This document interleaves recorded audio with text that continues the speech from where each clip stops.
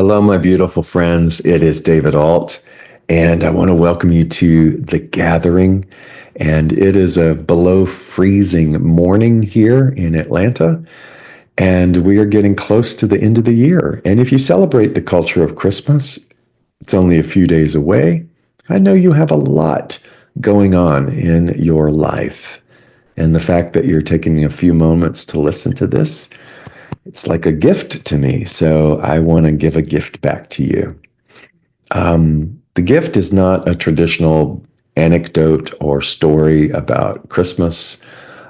It's really about the gift that sits inside of all of us that yearns to be opened, to be received, to be recognized. And let me tell you how we kind of get here. Okay. So for me, it started with reading a New Yorker cartoon, an illustration that showed Santa sitting behind a desk holding a phone and with this very concerned look on his face. And the caption said something like this: and all of the other 364 days, Santa was on hold, waiting to speak to someone to get work permits in all of the other countries. And I had to laugh because that's exactly what has been going on in my world and the world of all of the people who are about to leave to film this documentary for Kaleidoscope Child Foundation, which is my nonprofit. And this is something that has been in the works for well over 6 months. It's sort of the answer to a prayerful request about our future and what would it feel like to acquire an endowment. And all of a sudden, all of this possibility of creating a documentary showed up. So we went with it, right? But it's required more from us than any other project, any other thing has ever required of us in the 20-year history of Kaleidoscope. So it's been a lot. And right now, as we are preparing to leave, there are still visas and permits and things that have yet to be cleared. And we're supposed to get on a plane. So you can kind of feel that, right? I see that cartoon and I have to laugh because this has been sort of the all-consuming activity of this last week. There's a gift in here, so hold on.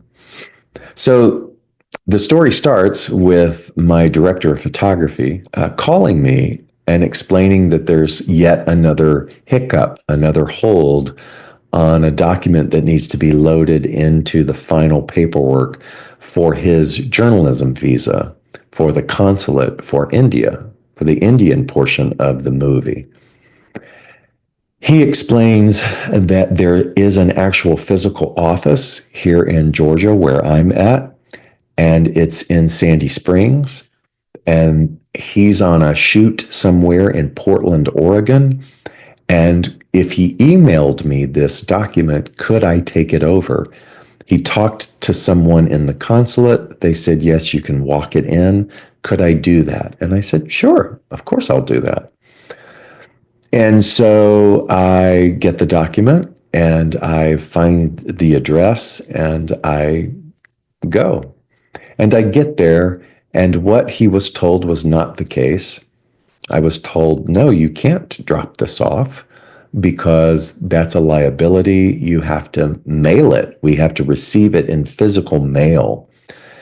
And I text him back and I tell him that, and he goes, oh my God. And I said, do you want me to expedite this overnight? And he goes, could you? And I said, yes, I'm on it.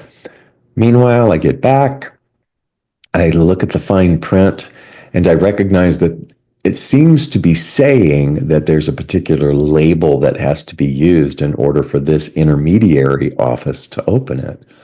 Call him back in between his shoots, and he says, I think it's just a FedEx label because I've mailed other things to other branches. And so I said, okay, great, FedEx. I'll go to a FedEx. I look and I think that my local post office has a FedEx component. Google it. It says yes, get there. It doesn't. I go to a drugstore, only to find out that is a FedEx drop off and not a FedEx store. I then go to an actual FedEx store. It's the holidays, it's Christmas. There is lines everywhere with people with packages, and I wait. And the director of photography had said, if you could, I would attach a couple of dollar bills in there because there's like a dollar fee for loading yet another document. And I said, okay. And then I get to the counter. It's my turn. She sees the dollar bills. She says, you can't send cash. You would need to have a money order. I don't even know who to make the money order out to. So I just send it without the $2. I have to expedite it because that office closes at 3:30. So there's only a other one option, which is a very, very expensive FedEx to get there the next day by noon. Okay, we do what we have to do, right? And I send it. And I I begin to notice this feeling inside of me. And interestingly, I'm getting better at becoming curious about the feeling rather than just defaulting immediately to worry and concern and panic, to become curious about the feeling. And so, what is this feeling? And as I sat with that, as I tried to make my way home, I got home and I sat in front of my altar, lit a couple of candles, and I sat in silence for a long, long time. And that feeling at first felt like shame. Shame about what? I asked myself. Shame that something that has been, so at the top of working towards could collapse. Shame around all of the fundraising that we've tried to do to at least get us this far in the project. And then the project doesn't happen. Got to return all that money. What do we do? Just shame of somehow failing to make it work. And then mixed with shame was this deep attachment. We all have attachment, And sometimes we're not even conscious of how deeply the grasping of the attachment is to something working out that matches the pictures and the timeline that we have chiseled in stone in our heads. And the reality was, it may not happen. You might have to let this go because there are thousands and thousands of stories of permits and things not happening. And sitting with the feeling of that, the sorrow of that, there was embarrassment, there was panic, there was disappointment. Yes, the bulk of the people that are scheduled to go would still go. We would still do all of the other programming work that we do overseas in our schools. But to have come this far and to not have the movie happen, I had to sit with that. I had to sit with, what does it feel like to reconcile that inside? And that reconciliation felt very hard. And so as I began to sit with that, I realized that so much of that was in my body. So much of that, got to make it happen, got to make it happen, got to make it happen, has been sort of building up in my body, and the management of all of that. And so I went to see a friend of mine who's a beautiful healing practitioner.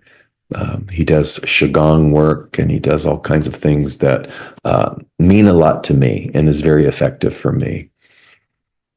And he's also kind of a therapist.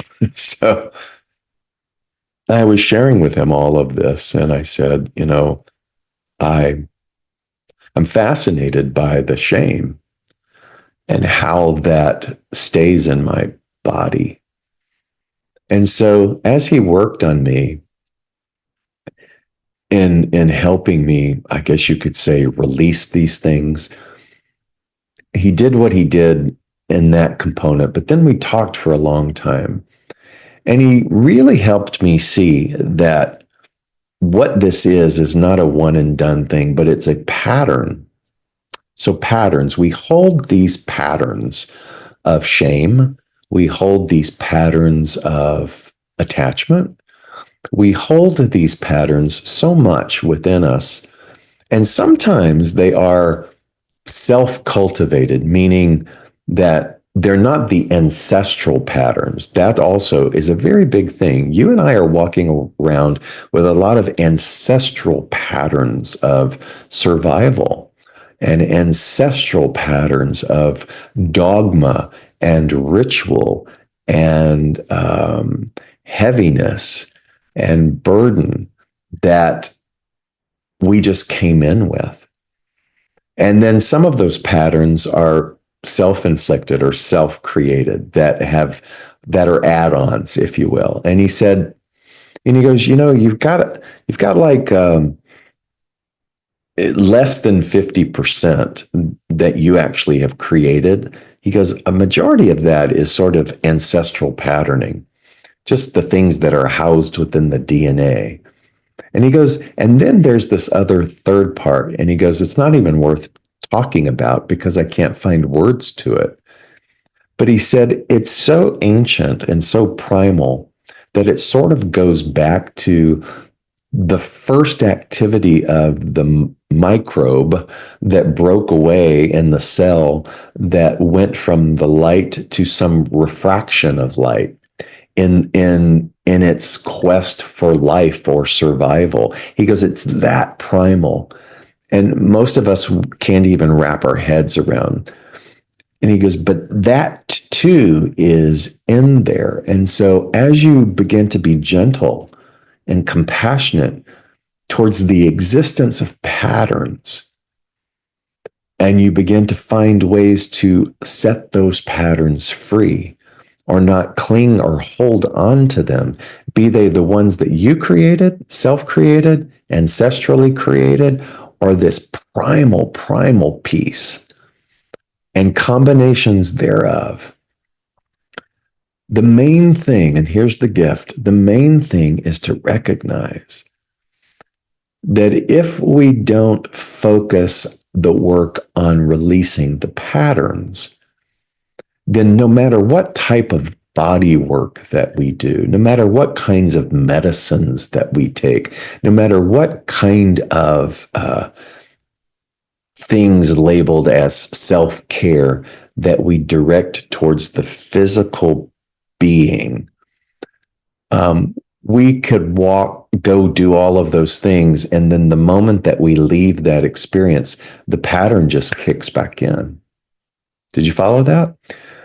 Meaning that if we're so focused on just the physical body, like fix my neck or fix this illness or give me this pill or work on this or let me get this type of modality, but we don't address all of these patterns, the patterns of shame, the patterns of guilt, then the moment that we leave the session, the body session or the modality focused on the body, the pattern's just going to return.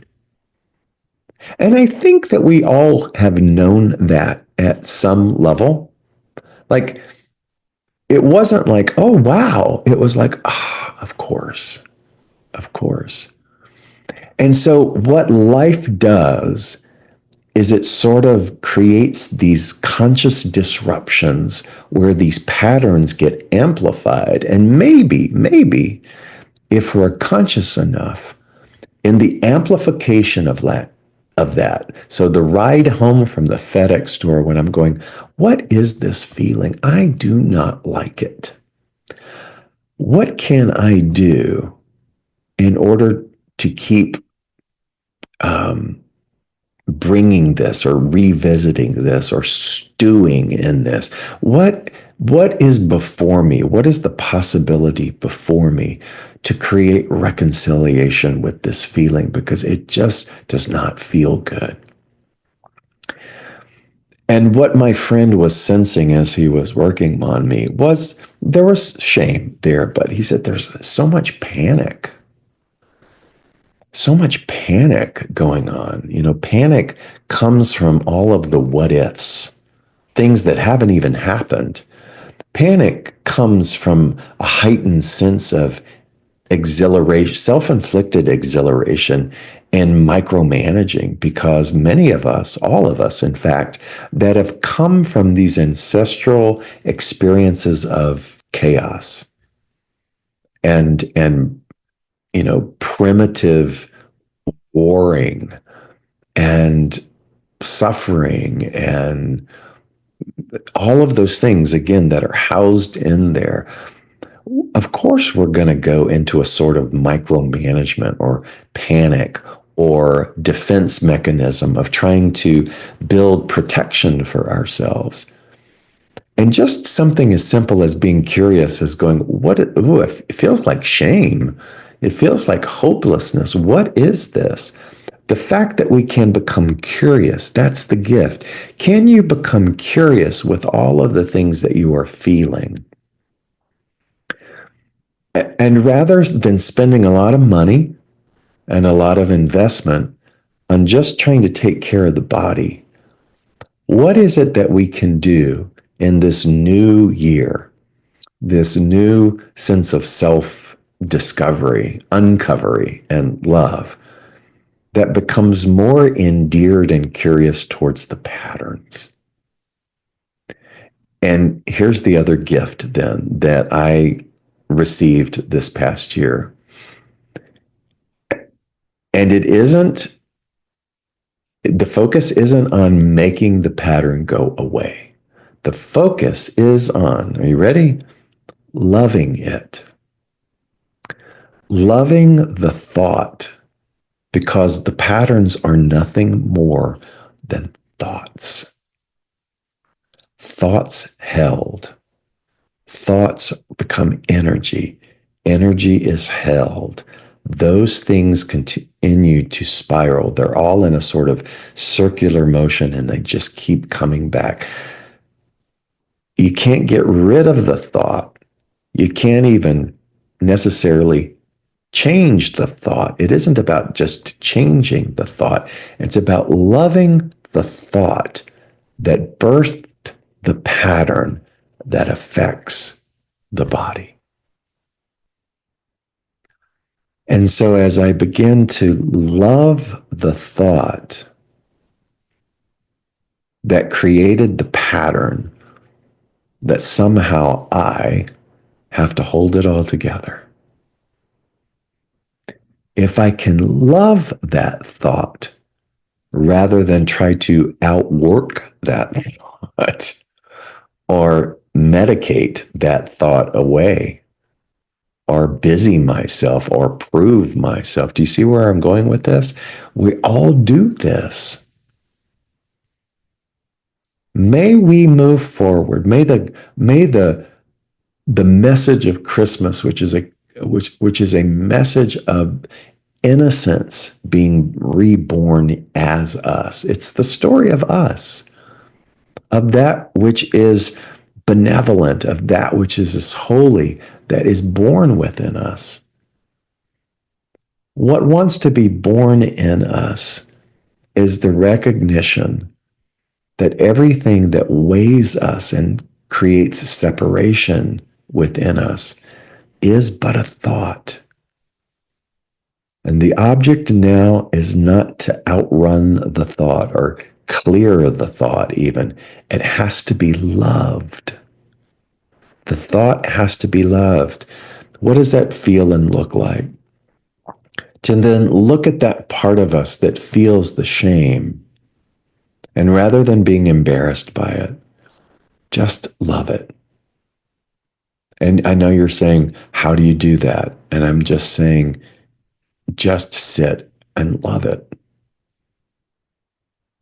If the image for you is embracing it, bring it in. Bring it in to that which you know is your heart. Bring in the shame. Bring in the chaos. Bring in all of that ancestral trauma bring it in and love it rather than trying to work it out.